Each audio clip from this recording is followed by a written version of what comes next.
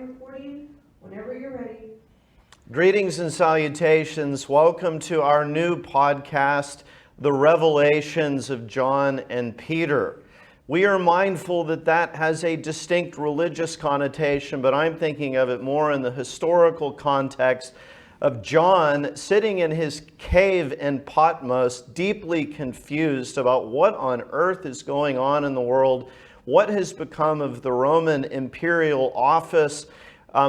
There's all of these confusing issues of power and censorship. John himself was exiled to the island of Patmos. We're obviously not sitting in a cave here. We're in a Dallas studio overlooking LBJ Freeway. But Peter and I are going to have a series of conversations, a dialectic, if you will, in which we try to figure out what is going on in the world. And we're going to start, our inaugural theme is going to be censorship. Well, John, thanks for getting this kicked off. And, I can tell you, I just came back from a conference, and the title of the conference was Uncanceled Censorship. I was actually deemed one of the most censored people in America, and I felt almost honored with that designation. Now, I'm not just a TV doctor, I'm a real doctor. And as a doctor, I've always felt a higher responsibility of conveying the truth. And what we want to do in this series is have a Chautauqua. A Chautauqua is a series of discussions, conversations regarding the contemporary state of affairs, politics, art, science, music, and have our listeners, along with us, develop an understanding or a discernment of what is very much a complex reality that we're facing today. Censorship was a foreign concept to the American constitutional republic. When I graduated from grad school in 1996, if you had asked me then, could you imagine a scenario in which a ranking medical doctor who has one of the most impressive peer-reviewed publication resumes in all of medicine, certainly in Peter's area of medicine, cardiorenal medicine, could you imagine him being censored for just trying to get at the truth of a novel viral disease infection? And how did this come about, and what has it prompted you to discover? Well, the word censor means to suppress, to actually try to suppress information. Censorship is the act of it, and by definition, censorship occurs from basically persons or entities of authorities, governments, various organizations, colleges, the church, and it has a long-standing history. It goes back a long, long way. Well, I think for me, having studied philosophy, you can't get away from the towering eminence of ancient Greece. And we get into the 4th century BC, the reign of Pericles. This is when we had Socrates trying to get at the reality of the human condition. And in that civilization, during that golden period of these dinner parties, when they'd have these dialectical inquiries, free speech was explicitly not only condoned, but actually encouraged. But we see this kind of gravitational pull in human affairs where the Peloponnesian War starts to go the wrong way. There's this plague that comes to Athens in the midst of the Peloponnesian War. And under stress and duress, suddenly censorship starts to creep in. And we have this first really notable trial, the trial of Socrates, in which this great spirit of inquiry is found guilty of corrupting youth and impiety and actually put to death. And so this kind of kicks off a long, fraught history in Western civilization of this tension between a spirit of open inquiry, of liberal-minded inquiry, and this desire to censor and to suppress. But isn't the desire to censor or suppress to try to reduce harm.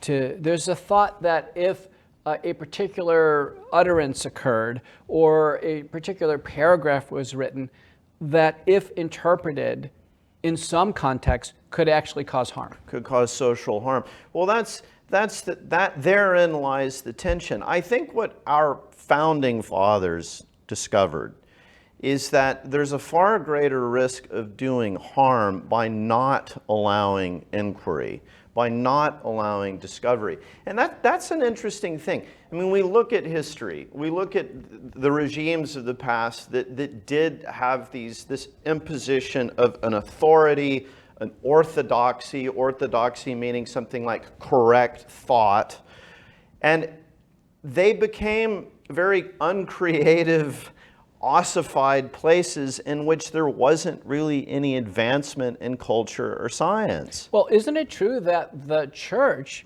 for hundreds of years, the church decided what books would be printed and which ones wouldn't? Yes, and it takes us into a dark period of church history in the 16th century when the Holy Office of the Inquisition was founded. And there are two really notable moments in history where the Holy Office of the Inquisition accuses two very important people in history. The first one was Giordano Bruno. He had proposed that Copernicus had, in fact, the correct perception of the cosmos. That the Earth and the other planets were going around the sun rather than the sun and the other planets going around the Earth. Giordano Bruno proposed this. Copernicus was actually right about this. He was accused of heresy by the Holy Office and burned to death on the Campo dei Fiori in Rome. Well, I got to tell you, Socrates had to drink poison. He was burned at the stake. I can tell you, as a doctor, in a time of controversy now, doctors in my circle and scientists in my circle have genuine concerns that history could repeat itself. Is it possible? Well, isn't it? I mean, hasn't this been your personal experience? I mean, we're trying to evade our own new modern set of censors. What I think is fascinating about the current period is, we all grew up, particularly the guys in Silicon Valley. I mean, their favorite film was Star Wars, about the Rebel Alliance, battling it out with this overarching empire. Or Blade Runner, how, if you were on the wrong side of the Tyrell Corporation, a Blade Runner would come after you to execute you. The killer bots of the show Terminator. And yet here we are in this almost dystopic moment in American history where guys like you and I are sort of having to speak in cipher in order to avoid being censored on certain platforms. So you've experienced this. Well, it's an important conversation to have, because in the field of science, let's just take scientific inquiry, there are two major lines of thinking or methods. One is deduction and one is induction. Deduction is when we start out with a law. A law is proposed, the law of gravity, and it is tested over and over again. It's found to be true, and we can rely on the law of gravity. In fact, we can have planes fly in the sky basically working on the principles of physics. There are laws of physics.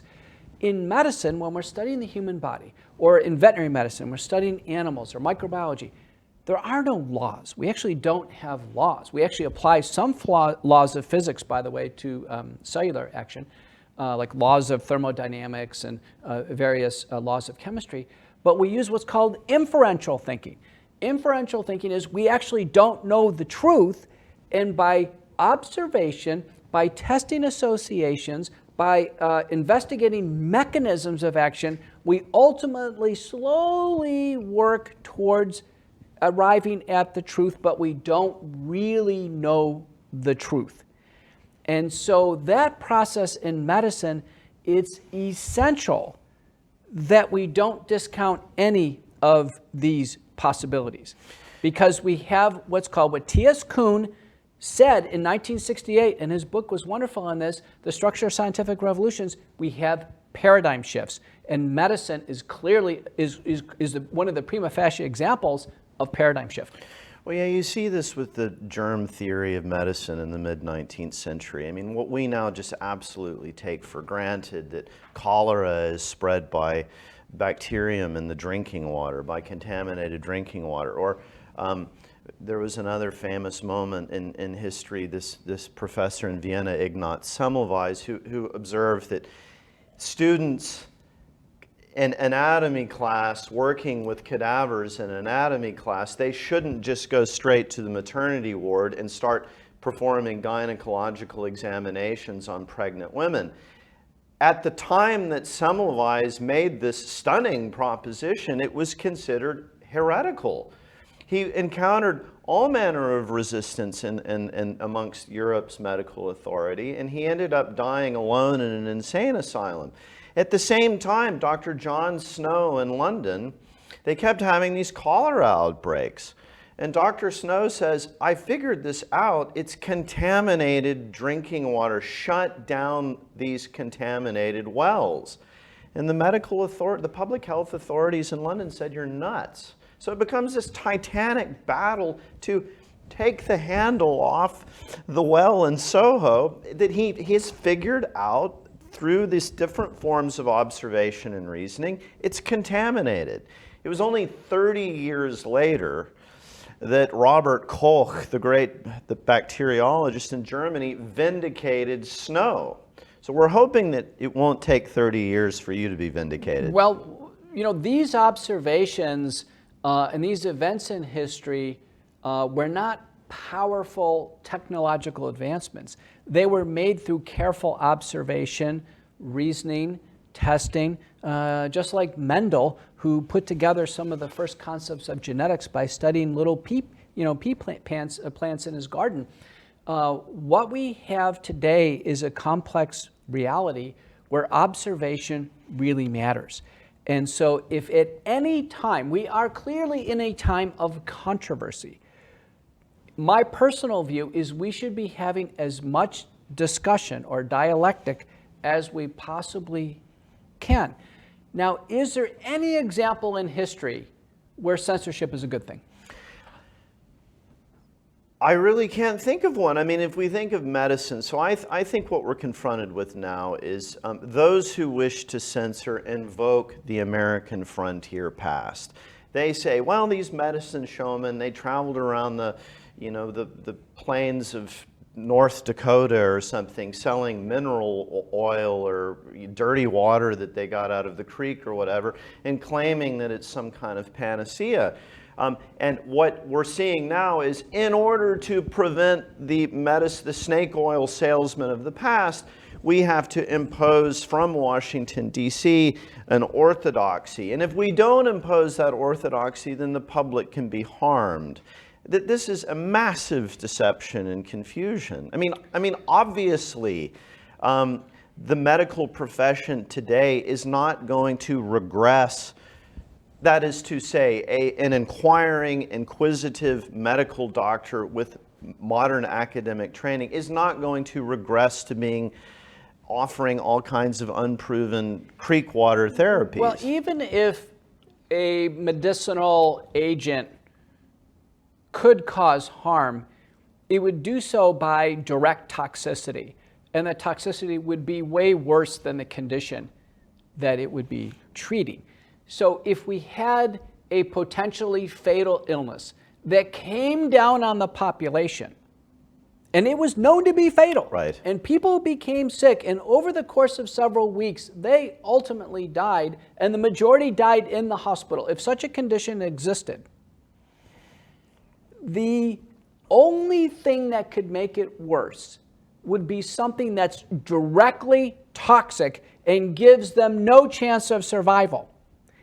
Anything else that reduces the intensity and duration of symptoms, that reduces the anxiety of having a potentially fatal illness, even if it was a placebo, if that ameliorated this proclivity to end up in the hospital, and then the hospital, the next step, and the next step, because the natural history of any disease is the disease itself, but also iatrogenesis.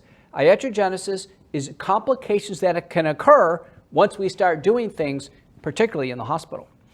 Well, to speak really directly to this point, I mean, you were called by what for a long time was known as America's newspaper of record. You were called in an op-ed one of the medicine showmen of the U.S. Senate, or excuse me, snake oil salesman of the U.S. Senate. Now, what's notable, so there's this distorting, gross comparison with the frontier past. What the op-ed propagandist did not mention is none of you guys were talking about anything that wasn't already FDA approved for other conditions. Everything that you advocated and that you proposed as a treatment modality had been FDA approved, had been observed being deployed on millions of people for decades. So this was just a gross expression of pure propaganda. So censorship has a connection to propaganda. Yes. And so those who are making a good faith attempt to figure out what the hell is going on are by the propagandist. Oftentimes these two actions occur together. Those who are making a good faith effort are suppressed, and the worldview that is trying to be offered in the place of honest inquiry is being propagated. So I'm in a position of authority. I want the population to do this. You stand down and be quiet and listen to what I am saying. Censorship, propaganda. It's very important. Cannot have an alternative view, cannot have it, because I have something to say, and what I have to say as a government or an agency or a college or a orthodoxy, if you will, what I have to say is false. What I have to say is vulnerable. What I have to say, the concepts that I am putting forward are erosive. Erosive means they can actually melt away if someone has a countervailing view. That's right, and I think it's notable that, for example, Giordano Bruno and Galileo, I mean, they were ultimately vindicated. I mean, I think the church was a little bit tardy in admitting this. I think it was Pope John Paul II, 400 years later, who finally came out and said, well, Bruno and Galileo were correct. So what we would like to see is a willingness to accept inquiry, to accept skepticism and discussion, and not have to wait 300 years to get an acknowledgement of it. There's another point in this that I think should not be overlooked. We have this thing called normalcy bias, and I started off by saying I graduated from grad school in 1996. At that time, all of the censorship was unthinkable. No one would have even proposed such a thing. I grew up in the tradition of John Stuart Mill, the great liberal philosopher of 19th century England, his marketplace of ideas. Fight it out, present different points of view, debate it, and in the end, as we look at it and examine the data and the observations and everything else, the better ideas, the ones that are more closely conforming to the reality of the situation, are going to win. The other point is this censorship is almost invariably accompanied by extreme ineptitude, by incompetence. We joke about this. The North Korean regime insists on this strict orthodoxy. And if anyone questions the great leader of North Korea, he's placed in front of an anti-aircraft cannon and blasted to smithereens. But look at North Korea. The country is starving to death. Mm-hmm. So it's important that it's not an action against the North Korean government. It's actually just a thought or a spoken Correct. word. So the idea is strike first before the action ever happens. That person can never commit an act of treason because we're going to strike them down just based on their words. So it's preemptive. So some of this severe form of censorship is preemptive. Now, the United States was born, in a sense, as a new experiment, a new liberal democracy, free of censorship, although there have been episodes. You know, Mark Twain's book was censored by the library in Concord, Massachusetts. There was a library act that said we are going to curate. We are going to look at what's in libraries and make sure that it's appropriate. And even to this day, our Federal Communications Commission has some standards, right? That something is get rated X or rated parental consent, what have you. Doesn't some censorship play a role in terms of appropriateness, what children can see, et cetera? Well, I mean, our Supreme Court has been hesitant to censor. What our court has considered is something that should probably not just be freely disseminated. Notions of obscenity, pornography, it could be corrupting, particularly of children, direct incitements to violence. I mean, you can't yell fire in a crowded theater if there isn't one. And encouraging criminal actions, incitement of criminal conduct. During the First World War, Oliver Wendell Holmes made a ruling about a complaint, a contest over the Espionage Act, in which the complaint against a socialist agitator named Charles Schenck was that he was endangering national security. Oliver Wendell Holmes's ruling on this has been debated by legal scholars for years. Was it good jurisprudence, or was it a needless erosion of the First Amendment? I mean, we could debate about that, but he did at least provide a standard, real and present danger. Well, let's talk about that in modern terms. We're in 2020. We have the Super Bowl. In fact, 2021. 2020, it started. 2021, we have the Super Bowl. What if the National Football League said, you know what, fill up the stadium. We're good. It doesn't really spread this way. We can all watch Tom Brady try to win with the Tampa Bay Buccaneers. Does that cross the line?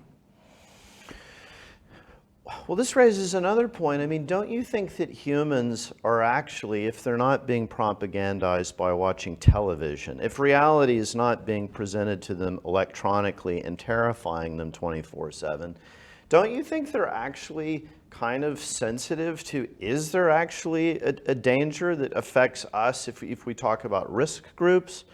We talk about the risk stratification of this problem that we've had for the last 2 years. I mean, one thing that's notable is we're being told that even young athletes were susceptible to this lethal virus, but I mean, no young athletes were dying of SARS-CoV-2.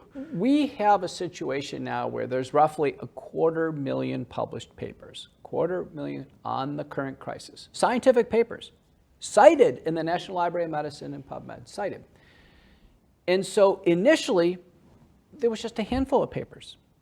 And then it grew and grew and grew. So the knowledge base changed. And I would say when we didn't know, be cautious. When we didn't know, we're not really sure. We're not sure how people are falling ill and ending up in the hospital. Let's be cautious. But the more we knew and the more we understood, then there should be this progressive enlightenment. And a milestone in the current crisis was the Great Barrington Declaration. This is a declaration. This will go down in history, written by Jay Bhattacharya from Stanford, Martin Kulldorff from Harvard, and Sunitra Gupta from Oxford, some of the three most heralded institutions in the field of medicine. And they said, you know what? We know enough now that only the vulnerable need special protections and special measures. Everyone else should go about their business as they normally do. That came out roughly third quarter, fall of 2020. The Super Bowl was in 2021. Now, as I recall the Super Bowl, where Tom Brady did win with the Tampa Bay Buccaneers, they had just a few token people in the stands. It was anemic. And what I said is that people who had recovered ought to be given credit for their recovery. They've been through this illness, that they ought to go celebrate. Matter of fact, we had so much relief money, they could have bought them each a hot dog and a beer and enjoyed the game. So what happened over the course of history, and it was more severe in other parts of the world than others, that through acts of censorship, and censorship would apply to the Great Barrington Declaration, censorship would apply to statements that liberalized things. And on the other side is, well, we need to be cautious. We're really not sure. Let's not say anything that could put individuals at risk. And it kept going month after month. And people started looking, well, where is the emergency? So censorship in the current controversy has played a great role. And the question on the table is it actually censorship that's doing harm? And is it now possible that censorship has cost human life? Well, I think certainly. I mean, it's like I said, when I talked about Semmelweis and John Snow, a lot of pregnant women would have been spared dying of puerperal fever. I mean, he wrote this in letters to his colleagues. You guys keep suppressing what I am telling you, even though at this point you know damn well that what I'm telling you is perfectly logical and supported by the observational data. And yet you insist on doubling down, so all of these girls are dying in maternity wards. So doubling down in medicine. In Mukherjee's first book, called The Emperor of All Maladies, of which actually won the Pulitzer, Mukherjee is a fellow at the Dana-Farber Cancer Institute in Boston. He writes about lung cancer. And the lead surgeon, who had been the most expert surgeon in taking out the cancers, one by one. In fact, he was smoking as he takes out the cancer because he was convinced smoking was not related to cancer. And he took out more cancers and took more cancers. And the dialogue and the discussion, epidemiologists were observing this. You know, isn't smoking related? The air is going into the lungs. The air is not normal. It's smoke. Could smoke actually stimulate one of these tumors to grow? It wasn't that far of a leap of common sense that breathing something other than fresh air could actually induce a lung cancer. And he doubled down and he tripled down. And he himself, in the end, died of lung cancer. Yeah, but I mean, at a certain point, I mean, when you're talking about a guy like this, I mean, it does raise profound questions about just how bizarre human psychology can get. I mean, the thing, and we'll talk about this in our episode about propaganda. I mean, the tobacco industry was a really notable example in history of how techniques of propaganda that were really refined and developed during the First World War. Some of the key propagandists in the American propaganda office during the First World War then became madmen. They became Madison Avenue ad guys. The most notable was a guy named Edward Bernays, who was the nephew of Sigmund Freud. And he did a massive propaganda campaign for the tobacco industry to systematically obscure the evidence that tobacco is harmful. And that this combination of suppressing anyone who raised his hand and said, but maybe this smoking is a bad habit, maybe it causes cancer, that with all of this propaganda really created one of the most harmful episodes in American history that lasted for decades with millions dead. You see, I think smoking is a good example in terms of obviousness. When patents are written, for something to be patentable, it has to be non-obvious. And there's actually a criterion for this.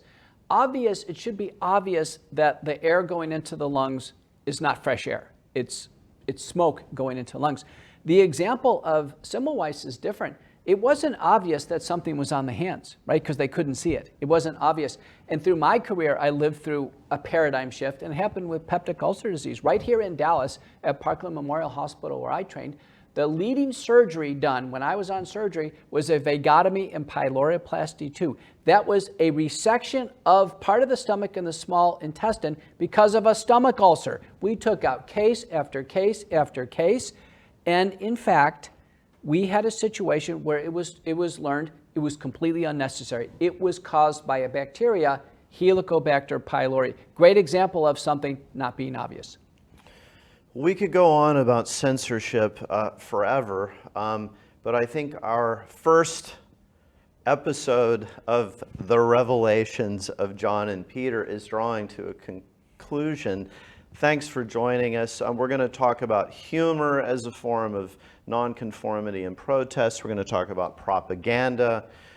There's lots of fun stuff to come. Thanks.